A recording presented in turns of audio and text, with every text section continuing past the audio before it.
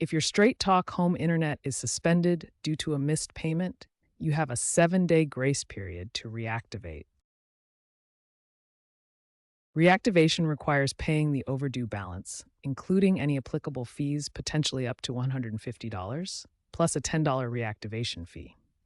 You can make the payment through the Straight Talk app, website, or by contacting customer support. AutoPay is a great way to avoid missed payments in the future. Once the payment is processed, your service should be reactivated, often within 24 hours.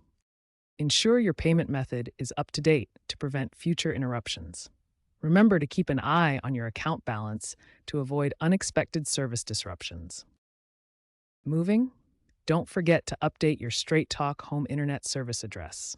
You have 30 days to update your address to avoid disconnection. To reactivate your service at your new location, update your address through the Straight Talk app or website. The system will check if your new address is within Straight Talk's coverage area.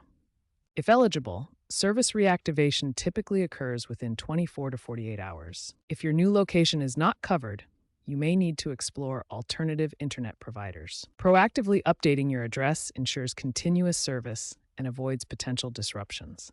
Also, consider the location of nearby towers, as this can affect coverage.